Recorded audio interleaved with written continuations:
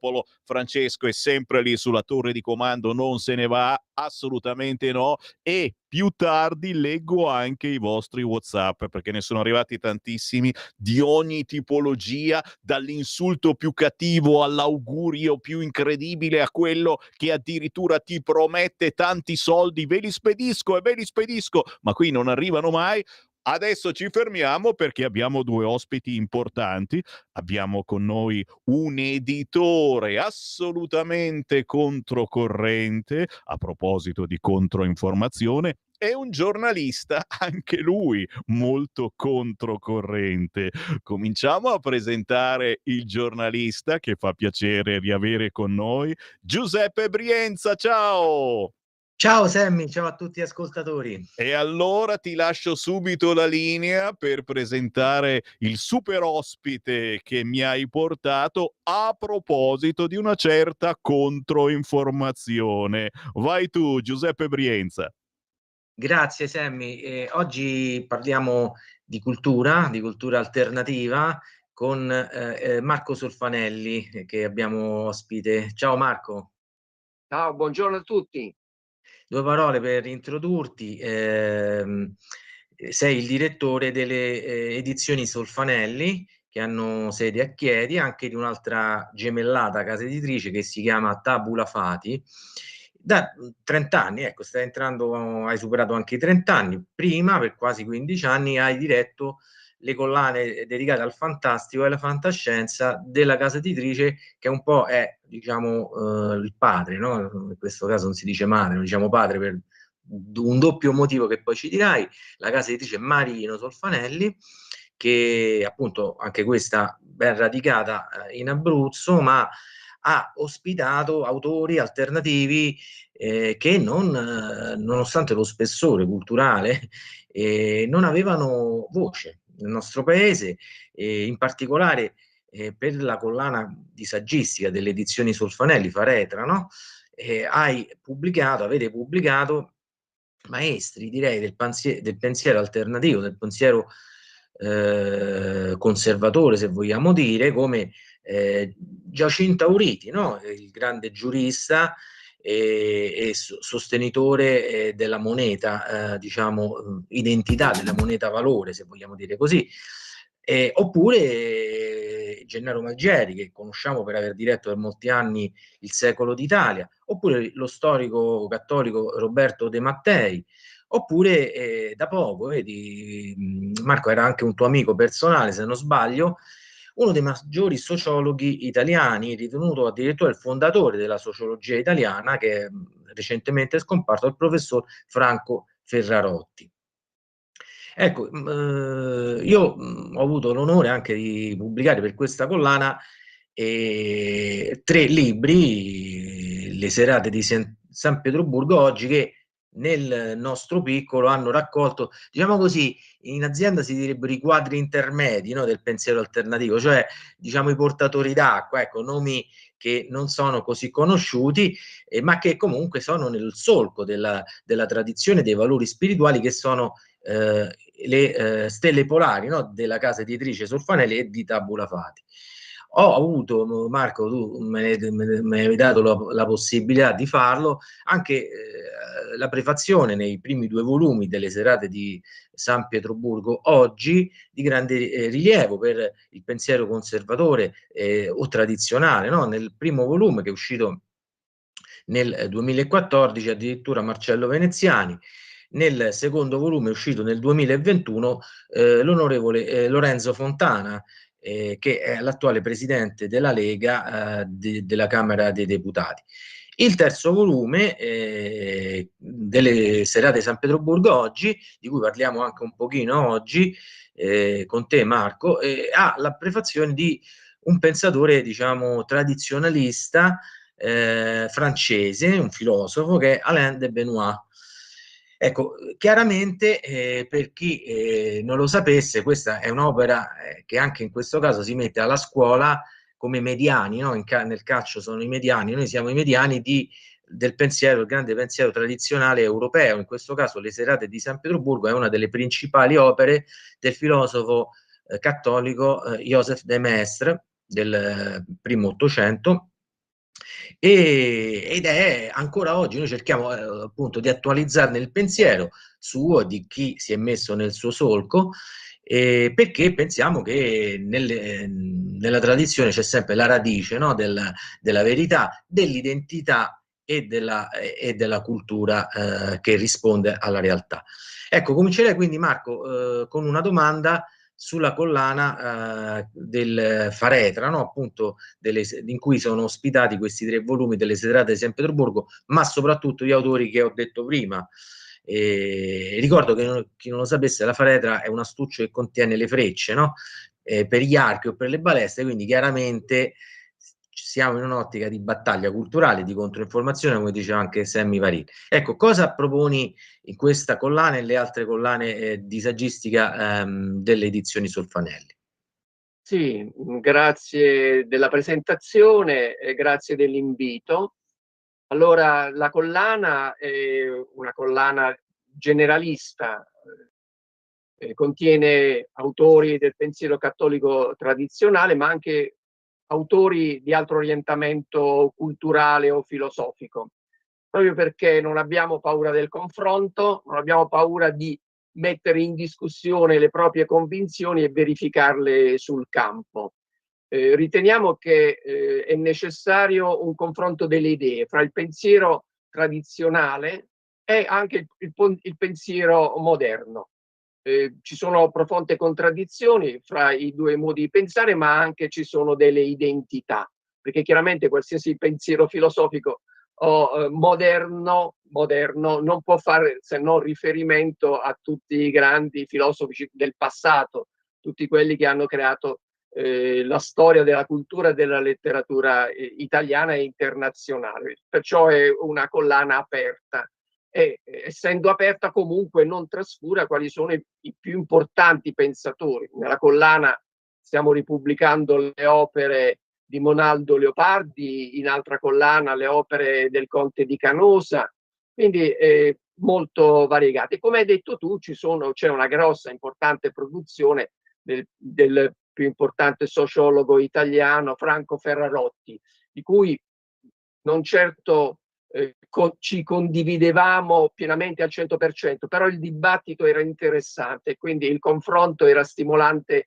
per tutti e due, c'era dell'affetto da ambedue le parti, però quello che era importante era il confronto, mettere sul campo idee diverse, non trovare una sintesi, perché spesso non è possibile e non deve accadere, però capire anche le ragioni degli altri. Quindi con mio padre abbiamo sempre fatto una casa editrice generalista dove fosse aperta a tutte le persone di cultura e di intelligenza e di profondo pensiero, senza trascurare quali sono i padri, diciamo, della nostra tradizione e della nostra cultura.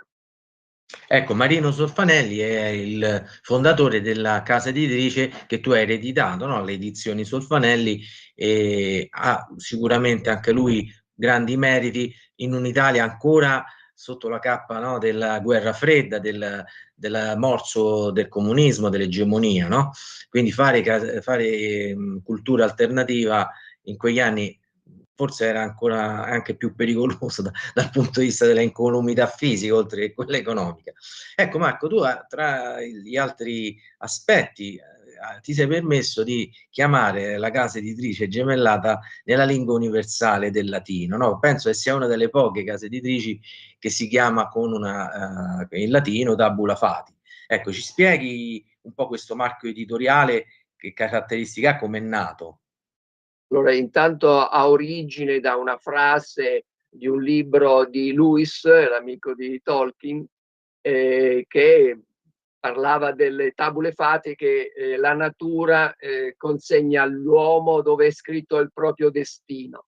E così ho voluto immaginare che i libri che pubblicavamo andassero un po' raminghi nel mondo a cercarsi i propri lettori. Tabula Fati è più dedicata alla narrativa e alla poesia, narrativa di autori contemporanei, di autori già conosciuti al pubblico, ma anche e soprattutto tanti esordienti, e così nella poesia. Anche molto diamo spazio alla narrativa di genere, quindi al fantasy, al fantastico, al giallo, quindi alla narrativa che ha un suo pubblico di riferimento. Questo anche grazie alla tradizione che aveva la Marino Solfanelli, alle collane curate da Gianfranco De Turris, dove il fantastico e la fantascienza ci ha permesso di avere una notorietà di importanza nazionale. Voglio ricordare che nelle prime collane pubblicate da mio padre c'erano anche libri di Cardini, Giorgio Galli, Soffici e tanti altri, quindi il nostro impegno culturale viene da molto lontano, nonostante siamo a Chieti, in una città di provincia, in una regione forse poco considerata, ma che ha dei grandi scrittori, ma anche grande vitalità. Noi cerchiamo attraverso le varie sigle editoriali appunto di promuovere la cultura e promuovere la letteratura. Non sarà sempre alta, ma l'importante è che ci sia dello spessore anche nelle opere di narrativa, anche nelle opere di poesie, perché noi consegniamo alle future generazioni una piccola fetta di un sapere che è quello sia tradizionale attraverso la riproposizione di autori importanti e sia, diciamo, più moderno. Come hai fatto tu riferimento, ci sono tantissimi scrittori o pensatori che fanno seguito all'insegnamento dei nostri padri, della tradizione e della cultura, e questo mi permette di dire che questi pensatori sono tantissimi, importanti, scrivono saggi, collaborano con tantissime riviste, ma forse non li vedremo mai in televisione, nei talk show, né sulle pagine importanti dei grandi quotidiani, perché ancora oggi esiste una condizione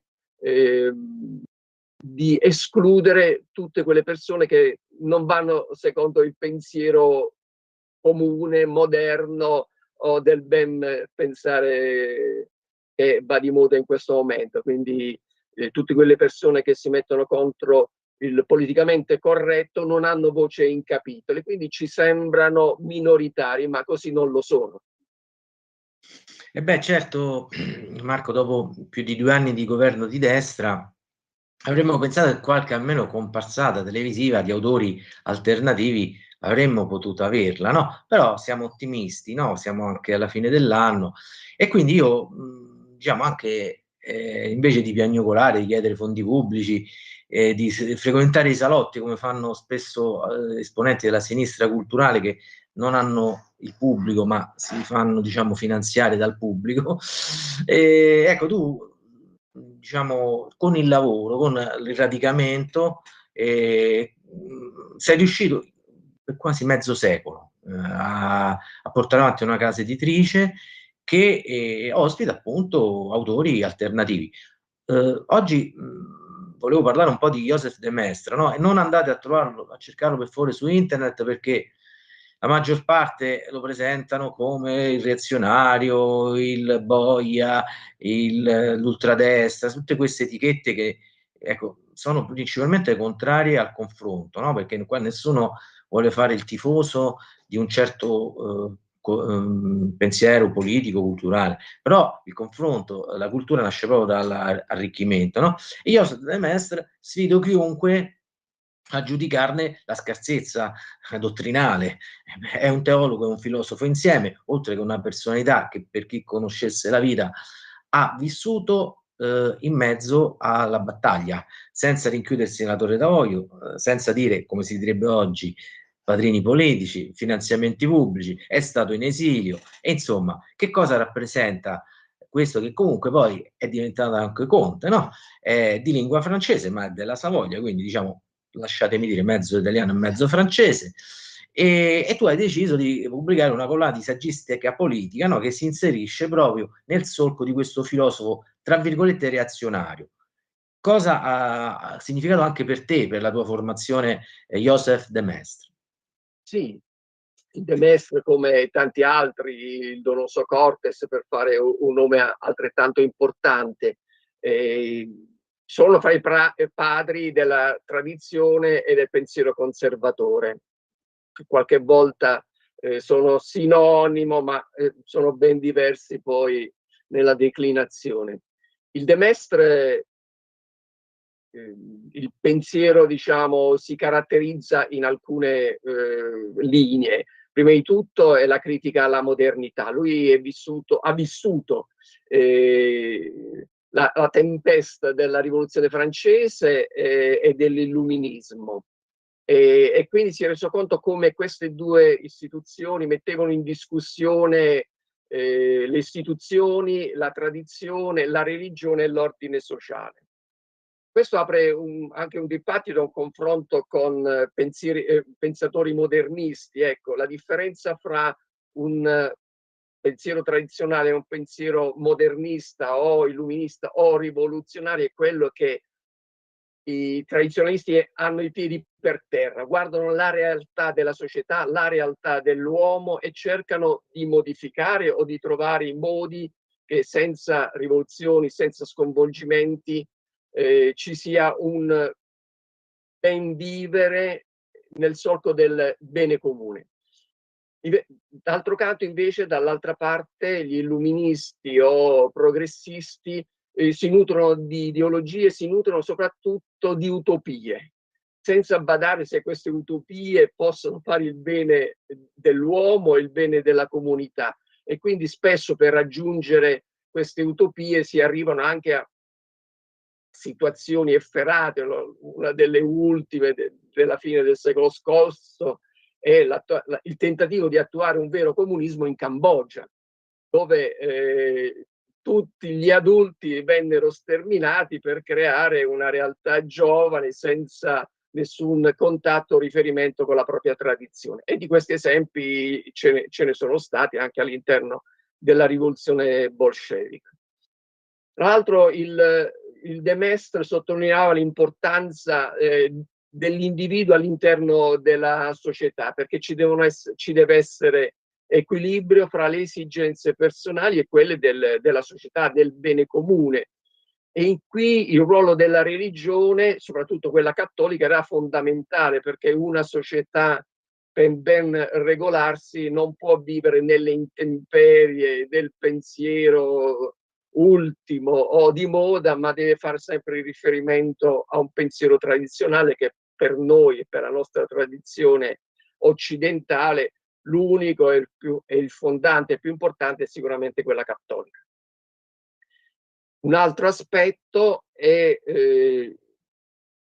rendersi conto che la politica e il potere sono elementi fondamentali. Non si può vivere in una società non regolata da un'autorità, e questa autorità può avere il suo unico fondamento solo se volta al bene comune, e quindi solo anche attraverso l'uso della forza e dell'imposizione per arrivare al bene comune si ha bisogno di una legittimità che solo la religione cattolica può dare.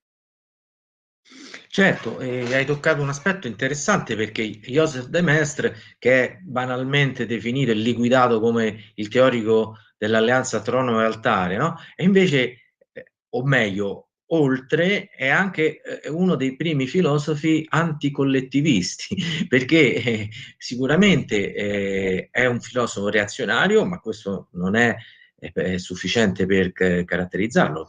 Cioè è un filosofo che ha reagito a quella spaventosa catastrofe, come l'ha definita la rivoluzione francese del 1789.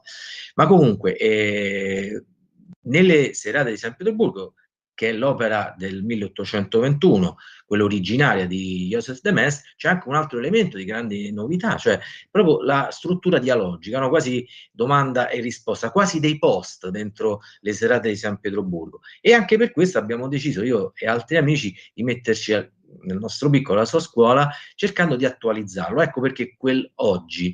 E poi, Marco, effettivamente dentro questi contributi che sono nel terzo volume, che uscirà nei prossimi mesi, Abbiamo, solo per fare due esempi, no? Rievocato due personaggi, uno italiano e uno tedesco, per anche il richiamo alla cultura europea, insomma, che è vivissimo in una personalità, quella di De Maistre, che per sua natura come minimo coniuga l'Italia, la Francia e la Russia, perché è vissuto appunto per molta parte della sua vita in Russia, e oltre che essere appunto diciamo savoiardo. Dicevo, due personaggi, il primo Giovanni Volpe, che tu conosci, è anche un altro eroe della cultura tradizionale, che è richiamato in uno dei contributi dei 40 capitoli delle serate di San Pietroburgo oggi, il terzo volume, con un bel saggio di Andrea Bartelloni, e l'autore europeo che sinceramente si è un pochino dimenticato, che è Ernest Nolte, no? Massimo De Angelis lo ha rievocato, l'ha conosciuto anche personalmente. Ecco, in questi due esempi c'è un po' la dimostrazione dell'attualizzazione del pensiero, della via aperta dal filosofo Joseph de Maistre, e che Marcello Veneziani, citato poi da Alain de Benoit nella prefazione al volume, mette in una alleanza, no, tra le culture avverse al pensiero unico, o vogliamo dire politicamente corretto, cioè quello di tipo cattolico, dice Veneziani, sicuramente, e poi quello conservatore, quello tradizionale e quello nazionale. Di quale culture si tratta, Marco, e di quali autori attuali tu vedi bisognerebbe valorizzare, riproporre e rileggere? Ma di questi autori ne sono tantissimi. Noi con la mia piccola casa editrice facciamo qualche cosa. Voglio citare alcuni autori che abbiamo pubblicato ultimamente, come Carlo Alianello, Nino Badano, Piero Vassallo, Primo Siena, ma ne sono tanti altri. Sono autori che ci hanno lasciato già da alcuni anni, ma ci hanno lasciato anche un patrimonio letterario e di saggistica di fondamentale importanza, e di questi autori ne sono tantissimi. Noi facciamo il nostro piccolo, diamo il nostro contributo, ma ci sono tante altre case editrici non allineate al pensiero contemporaneo, diciamo così, che pubblicano tantissime opere. E noi le pubblicizziamo. Vi fermo per un attimo, sono le 11:30, abbiamo soltanto un minuto di pausa e poi un bonus ancora, se volete, di una decina di minuti di chiacchierata. Grazie Giuseppe Brienza e Marco Solfanelli, a tra pochissimo. Stai ascoltando Radio Libertà, la tua voce libera, senza filtri né censura. La tua radio.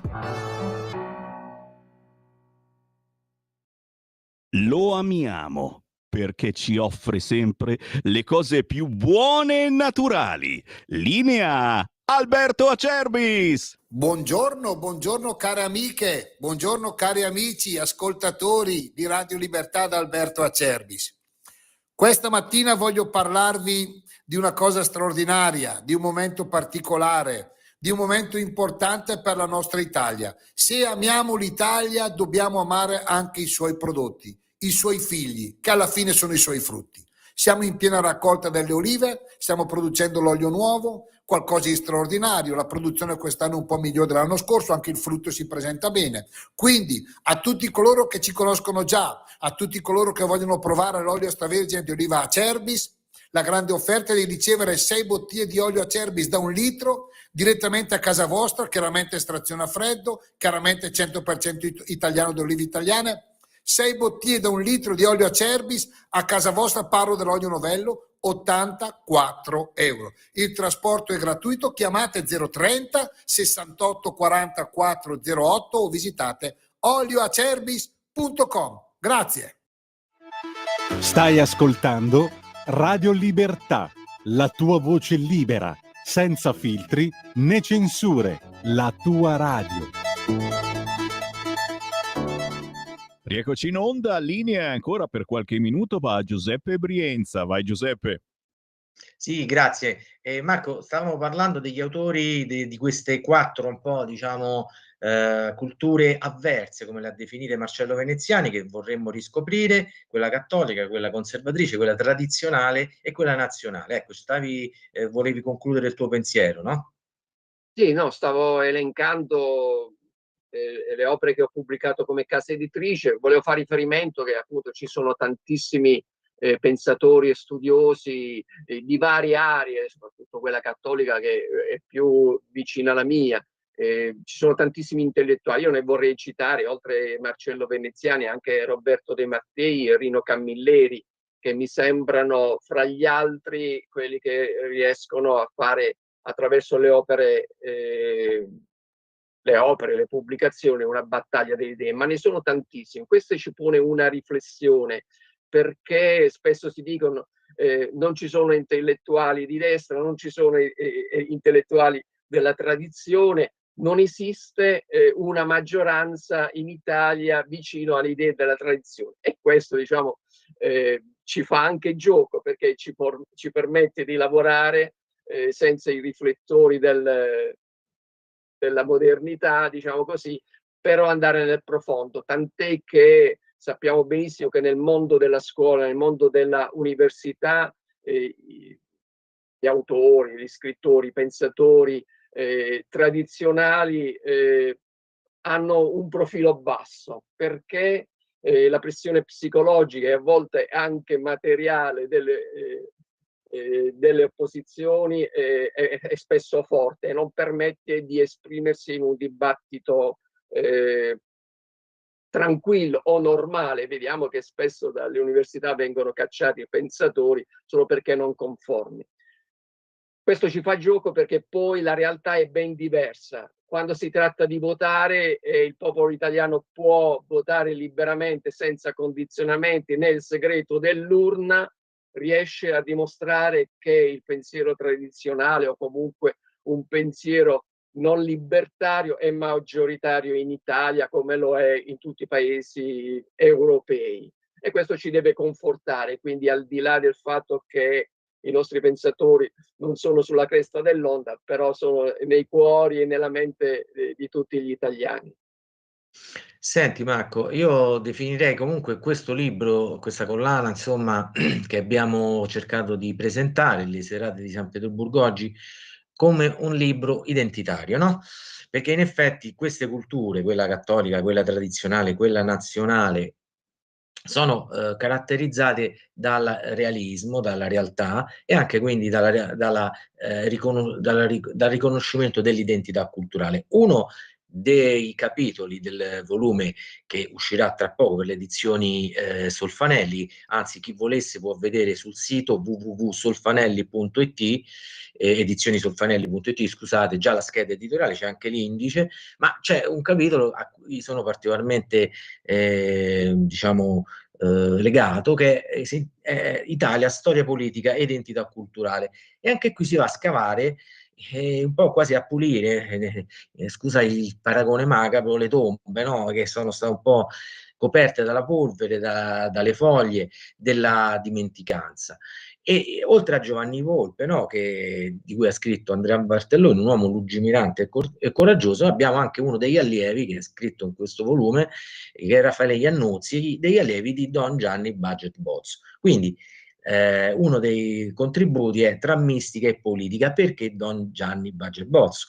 Ma poi in questo capitolo abbiamo argomenti che sono visti in una chiave anche culturale, che è importante, oltre che economica, i distretti industriali, ad esempio, no? C'è un approfondimento di Vincenzo Silvestrelli, una storia italiana, e questa è anche identità del nostro popolo. Oppure un contributo di Gianluca Polenghi che si intitola Artigianato e identità, valorizzare il passato per costruire il futuro.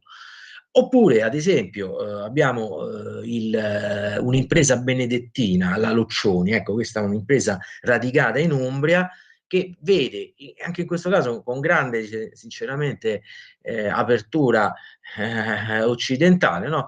La regola di San Benedetto all'interno dell'etica aziendale, della scuola di leadership. Noi pensiamo che sono, ecco, temi così da nascondere, ma invece nell'ambito, ad esempio, anglosassone, ci sono scuole di formazione aziendale e manageriale che riprendono la regola di San Benedetto. Ecco, l'identità culturale ne abbiamo un gran bisogno, non è vero, Marco? Sì, è la validità di questi 3 volumi, proprio perché ci sono voci diverse in sintonia fra loro e quindi ci danno uno spaccato della società, ma anche interventi culturali di grosso spessore. Quindi questa è un'iniziativa meritevole che ho sposato fin dall'inizio, dovrà proseguire perché con articoli giornalistici, quindi di giusto approfondimento senza ricorrere alla pedanteria, riesca a dare degli spunti di riflessione. È proprio la collana Faretra, questa che contiene queste frecce che vanno in ogni direzione, proprio interpreta in pieno, diciamo, questo libro. Quindi mi auguro che verranno fuori altre iniziative, perché di ciò abbiamo bisogno. Tante piccole schegge di pensiero che ci possono poi dare l'opportunità di approfondire con studi, libri e quant'altro che abbiamo e che dobbiamo continuare a divulgare. Poi Marco, vedi, noi pensiamo anche di fare un po' di igiene del pensiero, anche se l'espressione non è bellissima, no? E in tutti i 3 volumi abbiamo comunque un capitolo dedicato al comunismo, non perché vogliamo fare come l'ultimo giapponese in guerra quando la guerra è già finita, però è bene pure fare purificazione della memoria, no? E ad esempio in questo ultimo volume delle serate di San Pietroburgo oggi abbiamo ad esempio un articolo dello storico Andrea Rossi sui 100 anni del Partito Comunista Italiano. Cioè, abbiamo visto una apologia di questi 100 anni, di questa storia, che sinceramente va rivista in chiave critica, e noi nel nostro piccolo lo abbiamo fatto. Oppure, ad esempio, c'è dentro questo capitolo dedicato al comunismo un contributo di Francesco Bellanti, scusate, di Matteo Orlando, sul libro di Francesco Bellanti riguardante la figura di Stalin, no? Ecco, ricordiamo che questo personaggio che non ha niente da invidiare in termini di genocidio, di male, di gulag, di campi di concentramento da Adolf Hitler, ecco, non è altro che il principale esecutore del comunismo in Europa e in tutto il mondo. Quindi anche questo può servire, no? In una visione della cultura alternativa. Marco, io ti inviterei a anche presentare qualche novità che sta per uscire in questa chiave della casa editrice Solfanelli, e poi possiamo ricondurre la trasmissione sui binari di Potere al Popolo. Sì. Beh, fra le novità, oltre completare l'opera omnia del Conte di Canosa, volevo anche mettere in evidenza alcuni romanzi che servono a riportare i valori della tradizione. Ho pubblicato recentemente Gli Sciuani di Balzac nella prima edizione integrale, che ci riporta alla rivoluzione francese e al genocidio nei confronti degli Sciuani. Poi 2 romanzi importantissimi, L'Inghippo e Maria e i fratelli di Carlo Alianello, poi Nino Badano, e infine Vita e tempi del Cardinal Ruffo di Alfredo Roncuzzi. Questi per mettere in evidenza sono quegli autori, quei romanzieri che attraverso le loro opere possono ancora aiutarci a riflettere sul nostro tempo e soprattutto a verificare, a rimettere in discussione le proprie idee. L'ultima iniziativa a cui tengo particolarmente è una nuova collana che si chiama Classici della letteratura in lingua moderna, dove riproponiamo alcuni classici della letteratura riproposti in un linguaggio moderno, perché ci siamo accorti che i nostri autori di fine 800, primi del Novecento, perdono il passo nei confronti degli autori europei che vengono tradotti in linguaggio moderno e che quindi sono ancora interessanti, accattivanti e appassionanti. Questo è un'iniziativa ardita, però ci creiamo profondamente, perché la nostra letteratura, ancorché con un linguaggio desueto, non deve perdere il passo nei confronti degli autori tradotti contemporaneamente.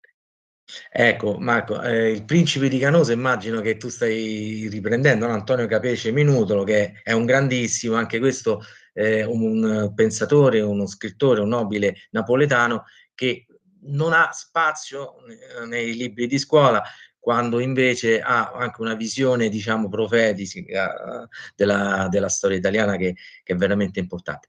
Sammy, noi avremmo per il momento Sì. finito, poi quando avremo modo di ritornare riporteremo insomma questi sentieri veramente politicamente scorretti, però sono salutari, no? Per il nostro popolo, no? Per le nostre anche giovani generazioni. Marco, io ti ringrazio per la tua partecipazione. Speriamo nei prossimi mesi anche di fare qualche iniziativa, no? Di presentazione di questo volume delle serate di San Pietroburgo oggi e niente, se vuoi salutare insomma darci appuntamento al tuo prossimo intervento su Radio Libertà. Grazie per l'invito e auguri di buon anno a tutti gli ascoltatori. Grazie. Giuseppe Brienza, Marco Solfanelli, diciamo che abbiamo fatto una bella e buona controinformazione e dato qualche idea magari a qualche ascoltatore per i prossimi regalini per la Befana, nella calza della Befana. Grazie Giuseppe Brienza, Marco Solfanelli, a tra pochissimo.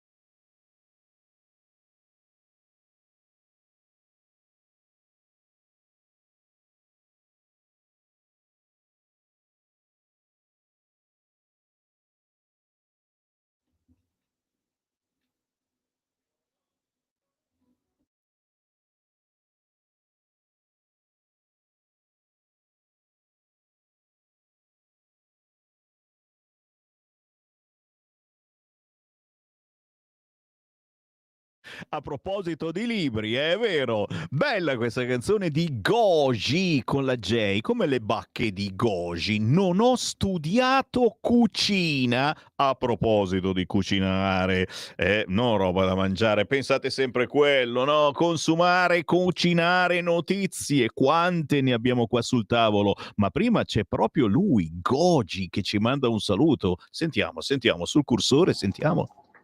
Ciao a tutti, sono Gogi Quella. e faccio i miei migliori auguri per tutti gli ascoltatori di Radio Libertà. Sono felicissimo di essere qui con voi con il mio nuovo brano Non ho studiato cucina.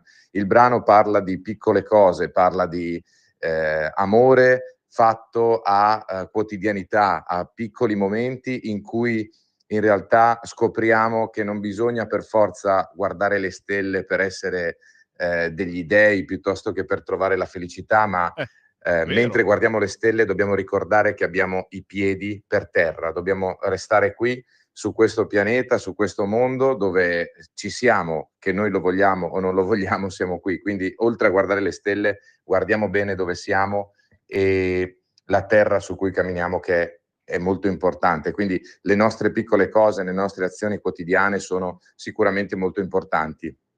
Mi auguro che questo sia un buon auspicio per il 2025 e saluto tutti voi perché sicuramente sarà un anno importante. Grazie a tutti amici. Ma che, grazie a te, Goji con la J. Non ho studiato cucina, una profonda ma leggera riflessione su quelle relazioni classiche, ma che in realtà sono straordinarie nella loro semplicità. Insomma, signori, avvicinandosi il nuovo anno, ormai ci siamo.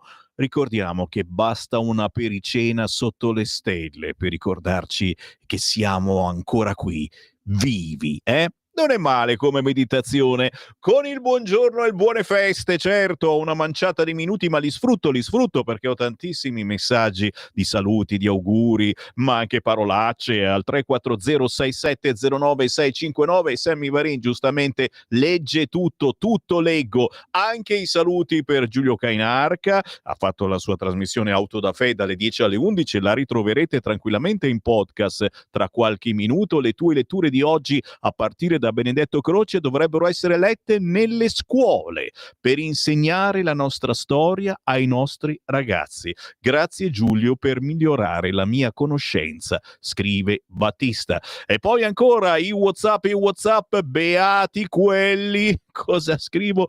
Beati quelli che riescono ad espatriare. Sì, qualcuno ci prova e anche molti, ecco, ora non andiamo in Egitto magari proprio in queste ore perché è un casino fare il bagno, lascia sta. Buongiorno, se vi capita di intervistare Romeo, chiedete chiarimenti sui pagamenti della corda molle, mi interesserebbe per la provincia di Brescia. Interessante, eh? Sì, oggi non ci siamo sentiti per qualche minuto, ci sono un po' di messaggi che ci hanno segnalato che non c'eravamo più, sì, e io ringrazio coloro che ci stanno aiutando, perché molte volte, sai, va via la corrente semplicemente per 10 minuti, ma in una radio complessa come la nostra basta un attimo, se va via la corrente e il separatore non funziona, si blocca tutto quanto. Grazie anche ai vostri contributi stiamo cercando di far funzionare meglio questa emittente, grazie a chi va sul sito radiolibertà.net e clicca sostienici o semplicemente chi fa un giro in posta e attraverso il conto corrente postale 37671294 ci fa un piccolo bonifico. Si dice che Salvini sta facendo scomparire la Lega, ma possibile che non si riesce a capire che la colpa è della sinistra con pappa e ciccia con la magistratura? La prova solo per il tentativo di condanna per sequestro di persona, poi assolto perché il fatto non sussiste, e vedrete che troveranno con altre strade per sputtanare Salvini. E perché tutto ciò? Ci chiediamo perché fanno carte false per eliminarlo politicamente. Cara Clara, effettivamente la cosa comincia a puzzare e anche tanto, sicuramente. Ancora, più di un'ora fa ho ascoltato un lunghissimo pistolotto contro noi italiani. Mi puoi dire dove possa recuperarlo per leggerlo meglio? Oh, caro Enzo, è quello che probabilmente ha letto prima il nostro condirettore Giulio Cainarca. Vai sul sito radiolibertà.net, clicca podcast e cerca la trasmissione Auto da Fe. Magari non subito, tra un 10 minuti, un quarto d'ora, ok? C'è un messaggio audio, proviamo a tirare sul cursore, non so cosa sta per dire l'ascoltatore, rischiamo. Ciao Sammy, secondo me Romeo non si azzarderà mai a portare via il posto a Salvini, sono troppo amici, a meno che però sai che nella vita fidarsi è bene ma non fidarsi è meglio. Comunque secondo me non è né lui il dopo Salvini, né Zaia e né Federica. Secondo me è Crippa. Quello che penso io. Ciao. Tutto è possibile, ricordiamo oggi sul Corriere su Repubblica si azzarda, chiaramente si parla di sesso negli angeli e soprattutto si parla tanto per sparare ancora una volta contro la Lega, sappiatelo, Pucciarelli non è amico della Lega e neanche di Vannacci. Io sono convinta che questi stranieri, qui non si capisce il messaggio, ma mi sa che ce l'ha con qualche straniero in particolare.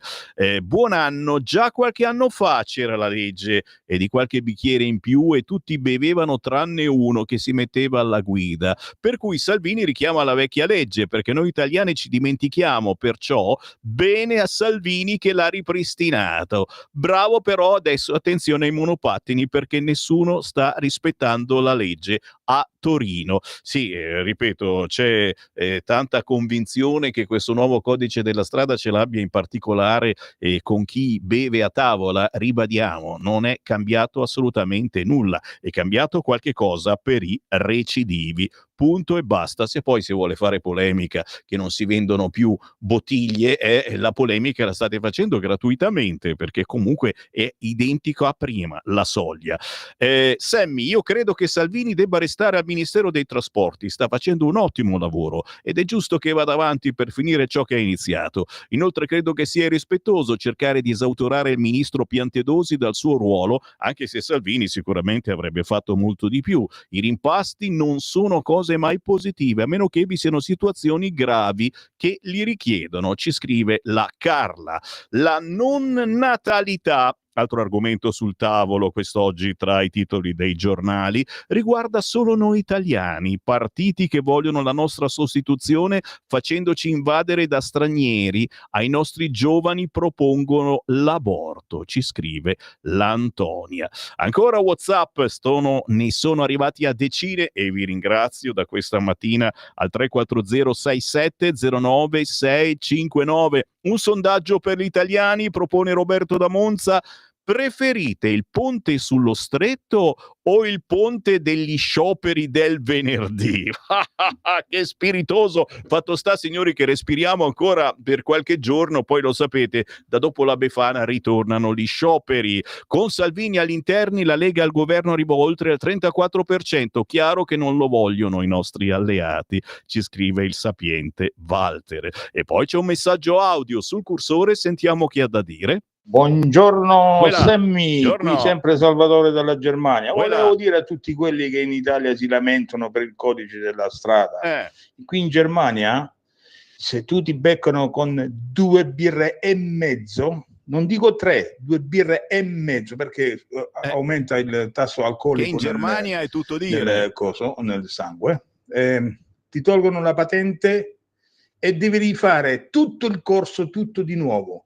Devi rifare la scuola guida se vuoi la patente. Dunque, se va bene così, per gli italiani facciamo così. Questa è una bella legge, no? Che c'è in Germania. O è colpa della Meloni o di Salvini?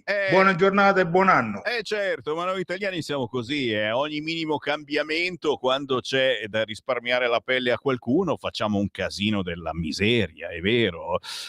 Oh, simpaticamente adesso per pagare una piccola contravvenzione devi accedere a un mutuo, vergognatevi addirittura. Lorenzo da Como, sono andato in ferie in Egitto solo una volta, poi ho deciso di non andare più in ferie in un paese come quello, non per paura degli squali, ma per quello che vedevo in giro per il paese. Uomini più o meno giovani ai lati delle strade che guardano i bus dei turisti come fossero l'unica attrazione della giornata, donne in giro quasi zero e le poche che vedevo erano tutte intabarrate che nemmeno potevi capire se fossero donne veramente. Insomma, provavo un certo disagio, più o meno lo stesso disagio che ha provato la giornalista Sala quando ha capito che sarà Tajani a occuparsi della sua scarcerazione. Non scherziamo, comunque uno in Egitto ci va per fare il bagno nell'acqua pulita, ancora per poco nella barriera corallina, ancora per poco, e altre belle situazioni. Non stiamo certo lì a guardare se la donna è intabarrata, che facciano quello che vogliono se gli piace a casa loro.